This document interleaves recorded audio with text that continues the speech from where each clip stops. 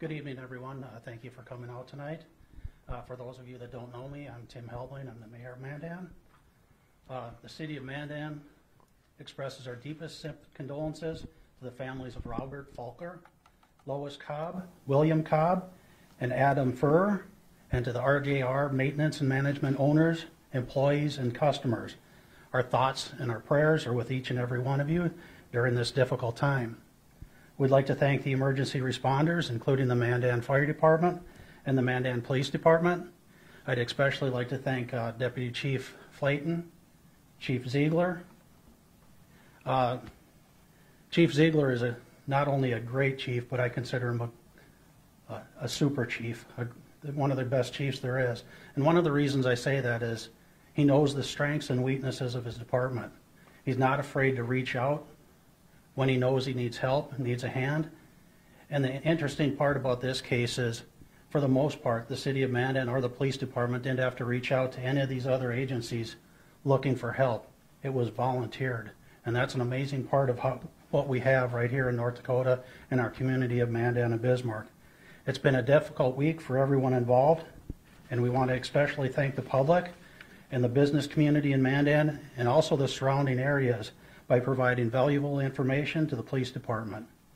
We'd also like to thank everyone for their support and their trust of our local law enforcement as they work tirelessly on this case. We live in a great community, and when adversity strikes, we all come together, and that is shown by the support that we have seen in this community all week. Please keep your thoughts and prayers with the victims and their loved ones during this difficult time. Be respectful. When you're on social media, remember there's always a human factor, whether you like to think about it or not. Our police, our fire department, our first responders, they all have feelings. Their families, the victims. Please be respectful. We'd like to thank everyone for everything that you've done. We'd like to thank the media. You've played an important role in hopefully solving this case. And with that, I'd like to introduce Chief Ziegler.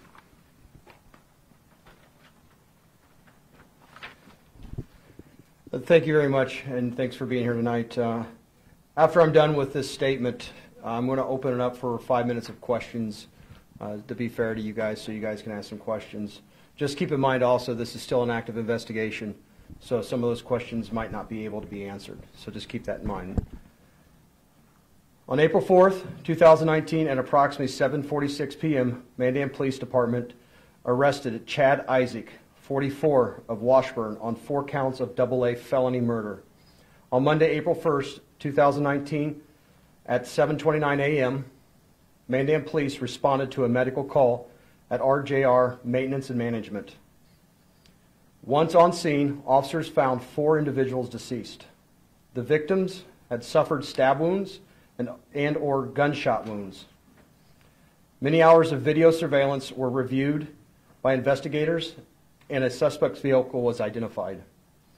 Further investigation led to McLean County Sheriff's Office locating the vehicle in Washburn. McLean County deputies conducted a traffic stop on the suspect vehicle and detained Isaac while a search warrant was executed on the vehicle. Evidence discovered on Isaac and in the vehicle provided probable cause to place Isaac under arrest for the murders. Even though an arrest has been made, the investigation is still going on. Investigators will continue to process evidence and gather information. At the present time, a motive for the crime is unknown. Mandan Police Department would like to extend our gratitude to our citizens of Mandan for their patience and trust in us. We would like to thank the extended community for providing the videos, the leads, the tips, and the offer for help. A special thanks to local, state, and federal law enforcement agencies that have offered their assistance to this entire investigation. At this time, please continue to keep the families and co-workers of the victims in your thoughts. We will continue to support the employees of RJR in their time of need. And that is my statement. I will open it now for questions and also be respectful to give people some time to ask other questions. So yes, sir, I'll go with you first. Can you say what Mr. Isaac's connection to RJR was? Was he a renter? It's still under investigation. I don't have that specific. That goes under the motive is really unknown right now. It was already broken that the trailer park was managed by RJR, but we don't know the connection with Mr. Isaac. The trailer park where he lived? That's correct. That was already in the news. You guys already broke that earlier. Are you looking for any other suspects in connection to this case? Currently, right now, no, we are not. At what point did you realize the vehicle or get a tip about the vehicle being in connection? As I stated in my statement here, we went through a lot of video and on the surveillance video and tracking everything. We got pictures of the vehicle and were able to track it to where we found it in Washburn. Do you know when that tip came in or when you guys started following? It was a bunch of, that was early on Monday once we started pulling the videos and we started getting leads to that. Time and date of death, Chief Supervisor? That's going to be in the ME report, and we have not received the ME report, and that's also protected for 8 days after the autopsy, so that will be released when we can release it. You recovered a weapon or weapons? That's part of the investigation, sir. We're not at liberty right now to talk about the recovering of the weapons. To clarify really quick, can you go over those charges again? Is it murder? It is murder. It is 4 counts of AA murder.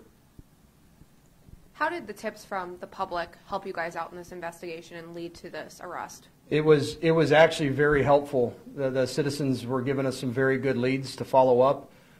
We did not look at any lead and say this isn't valuable. And we appreciate everything that everybody put in and gave to us. The citizens have been just unbelievable, and they've been very supportive, and we thank them for that.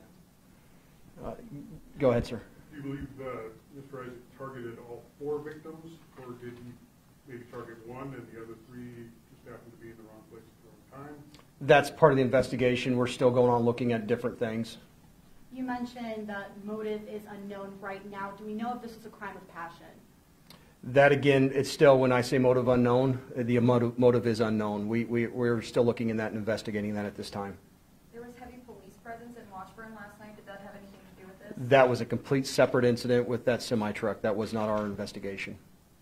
Can you talk about, BCI was on location yesterday, at least in one different area other than the RJR building. Can you talk about some of the other locations or looking through other locations here in Mandan?